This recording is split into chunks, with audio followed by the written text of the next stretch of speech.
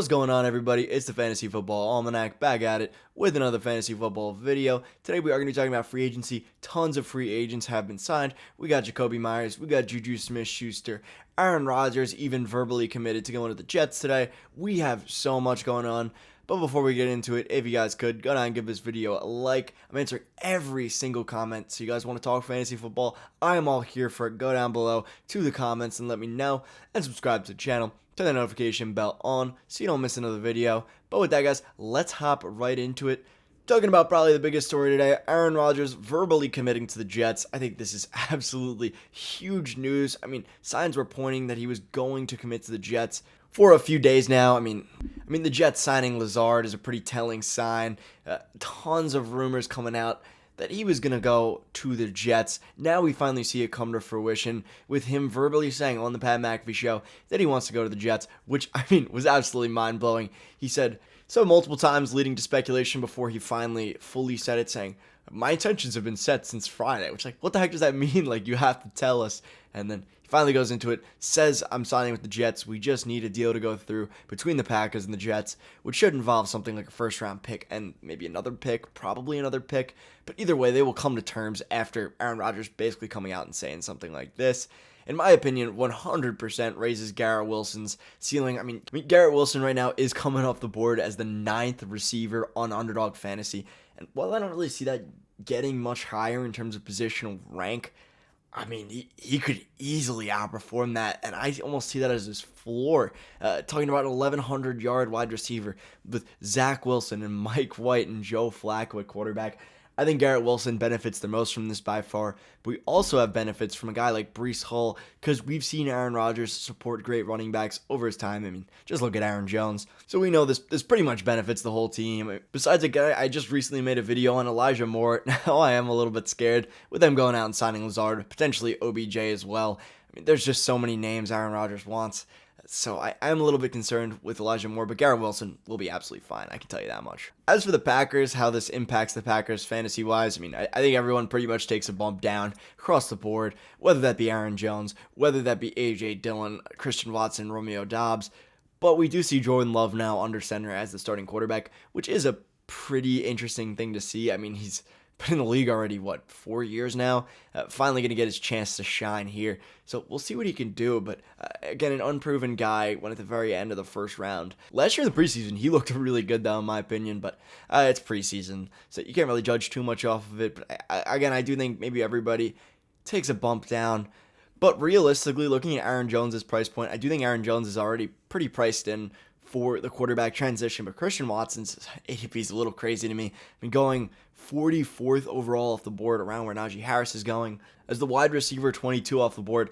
I can't justify that personally, and he was my most drafted wide receiver by far last year. I mean, I owned him in 40% of leagues, but I can't justify that with Jordan Love at QB. We'll see how he does, though, but that's how I feel about the Aaron Rodgers situation. Definitely a lot to digest there, but we'll see what the deal is once it comes through, but I'm imagining, again, like a first-round pick. The next guy I want to talk about is Jakobi Meyers. I thought Jakobi Meyers was going to go to such a better landing spot. I think this is just about the worst landing spot he could possibly get. I mean, yes, they do have Jimmy G now. It's not like they're going to be starting Jarrett Stidham this upcoming season. But even still, I mean, Davante Adams has proven to be one of the biggest target gobblers you could ever have in an offense. I mean, consistently averaging about 31% of the team's target share, which is just ridiculous. Like, you can't have success with other receivers when somebody's gobbling 31% of the team's targets, unless it's a Tyreek Hill, Jalen Waddle situation.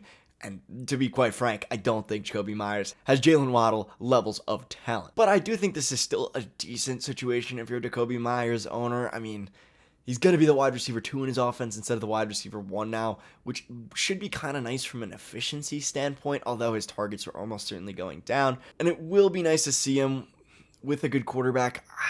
Again, I'm not a Mac Jones guy. I think Jimmy Garoppolo, while I don't love him, I think he's definitely an upgrade. So fingers crossed for Jakobi Meyers owners, but definitely a disappointing landing spot. And another disappointing landing spot for Juju Smith-Schuster. I thought Juju Smith-Schuster, honestly, I thought for sure, I was convinced that Juju Smith-Schuster was going to remain a Chief. Not what happens. He goes to the Patriots as of about an hour ago now. Something like that. The news just broke. That's just crazy to me. I was not expecting Juju to be a Patriot at all.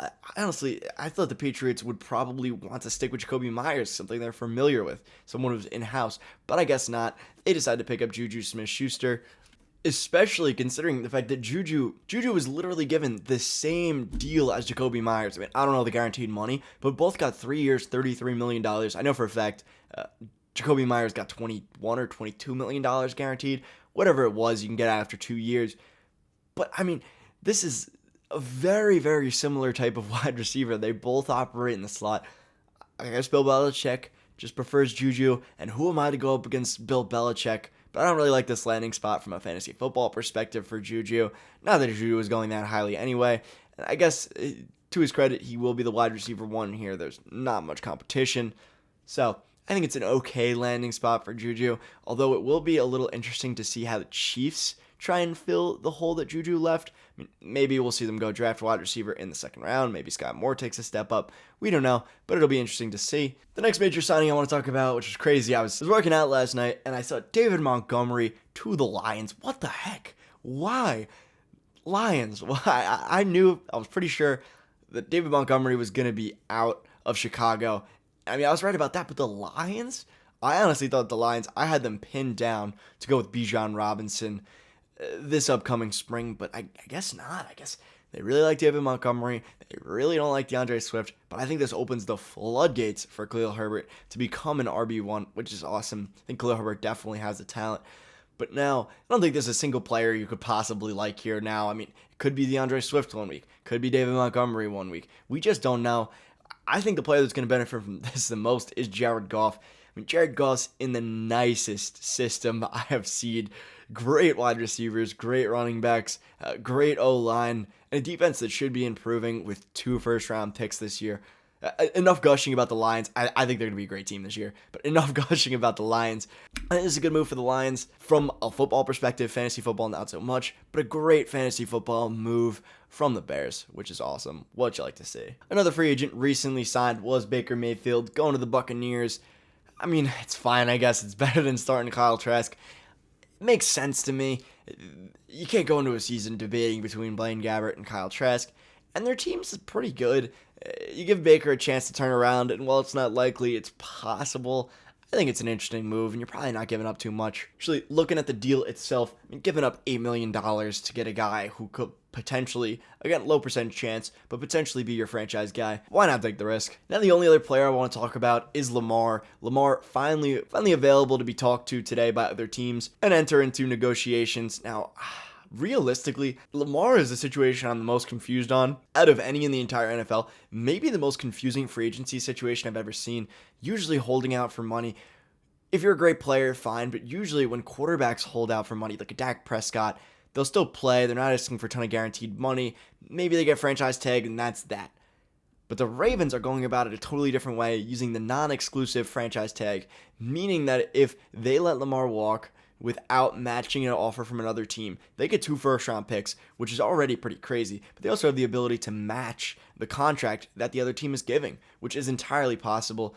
To me, I understand why. I mean, it's because he's asking for a fully guaranteed contract, which no team, besides the Browns, want to give out. And so they're not really teams are not really taking the risk on trying to sign Lamar. But at the same time, if you're able to poach Lamar for an extra, $40-50 million guaranteed, why not? I mean, again, this is a former NFL MVP, a difference maker, a no doubt top 10 quarterback, probably the 7th best quarterback in the league. And if he goes to a good team like the Commanders, I don't see any way they're not an immediate playoff team, an immediate contender, which as a GM, how can you not be happy with? As a head coach, how can you not be happy with? I understand the guaranteed money thing. It's a crazy situation. I mean, fully guaranteeing a contract is risky from a GM perspective, owner perspective, everything. But at the same time, this is a guaranteed top 10 quarterback. One of the best players in the entire league. We'll see where he goes, but realistically, I think the slate is wide open. He could easily be a Raven, could easily be a Commander. I mean, at the beginning of this whole thing, I thought for sure he was going to stay a Raven because why would you not re-sign a guy that you've had so much success with? Again, 45 wins and 16 losses. I know winning is not just a quarterback stat, but that is crazy. That's winning on winning on winning. how could you not resign him? But now I understand why, because he represents himself. All the guaranteed money, it's a lot to ask. And the Ravens ownership is very smart. I mean, I think some of the best in the league. So I understand their decision, but it's going to be really interesting to see how this thing unfolds. But anyways, guys, that's going to be it from me. Hope you guys enjoyed, as always. If you don't mind leaving this video a like. Again, I'm answering every single comment. If you guys have any fantasy questions, please let me know. I love talking fantasy. I talk fantasy 24/7. And subscribe to the channel. Turn the notification bell on so you don't miss another video. With that, though, guys, as always, have a good day, a good night, and a good life.